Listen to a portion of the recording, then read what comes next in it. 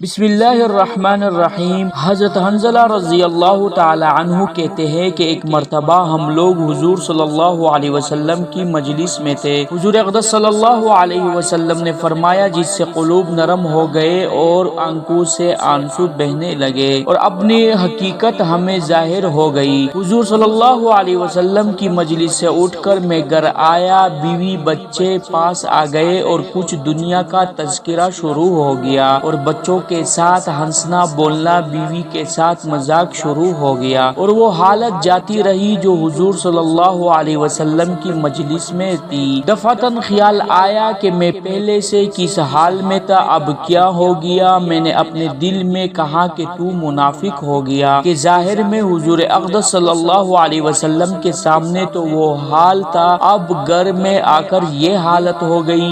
میں اس پر افسوس اور رنج کرتا ہوا اور یہ کہتا ہوا گھر سے نکلا کہ حنظلہ تو منافق ہو گیا۔ سامنے سے حضرت ابوبکر صدیق رضی اللہ تعالی عنہ تشریف لا رہے تھے۔ میں نے ان سے عرض کیا کہ حنظلہ تو منافق ہو گیا۔ وہ یہ سن کر فرمانے لگے کہ سبحان اللہ، یہ کیا کہہ رہے ہو؟ ہرگز نہیں۔ میں نے صورت بیان کی کہ ہم لوگ جب حضور صلی اللہ علیہ وسلم کی خدمت میں ہوتے ہیں اور حضور صلی اللہ علیہ وسلم دوزخ اور جنت کا ذکر فرماتے ہیں تو ہم لوگ ایسے ہو جاتے ہیں گویا وہ دونوں ہمارے سامنے ہیں، اور جب حضور صلی اللہ علیہ وسلم کے پاس سے آ جاتے ہیں تو بیوی بچوں اور جائیداد وغیرہ کے دندوں میں پنس کر اس کو بھول جاتے ہیں۔ حضرت ابوبکر صدیق رضی اللہ تعالی عنہ نے فرمایا کہ یہ بات تو ہم کو بھی پیش آتی ہے، اس لیے دونوں حضور صلی اللہ علیہ وسلم کی خدمت میں حاضر ہوئے اور جا کر حنظلہ رضی اللہ تعالی عنہ نے عرض کیا کہ یا رسول اللہ، میں تو منافق ہو گیا۔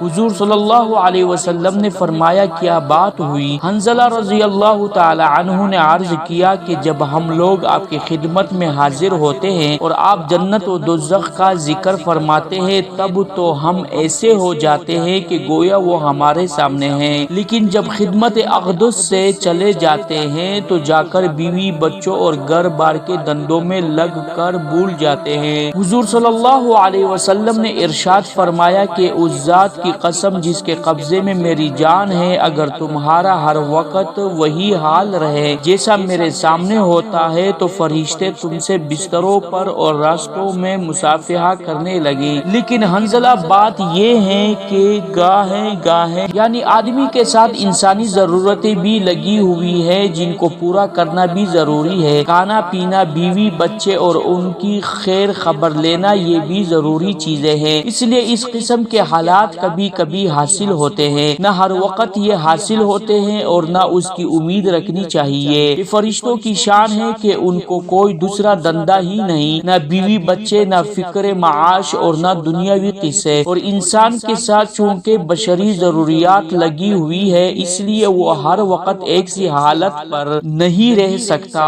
لیکن غور کی بات یہ ہے کہ صحابہ کرام رضی اللہ تعالی عنہم اجمعین کو اپنے دین کی کتنی فکر تھی کہ ذرا سی بات سے کہ حضور صلی اللہ علیہ وسلم کے سامنے جو حالت ہماری ہوتی ہے وہ بعد میں نہیں رہتی، اس سے اپنے منافق ہونے کا ان کو فکر ہو گیا۔ عشق است و ہزار بدگمانی، عشق جس سے ہوتا ہے اس کے متعلق ہزار طرح کی بدگمانی اور فکر ہو جاتا ہے۔ بیٹے سے محبت ہو اور وہ کہیں سفر میں چلا جائے، پھر دیکھیے ہر وقت خیریت کی خبر کا فکر رہتا ہے، اور جو یہ بھی معلوم ہو جائے کہ وہاں طاعون ہے یا فساد ہو گیا، پھر خدا جانے کتنے خطوط اور تار پہنچیں گے۔ صدق اللہ العظیم۔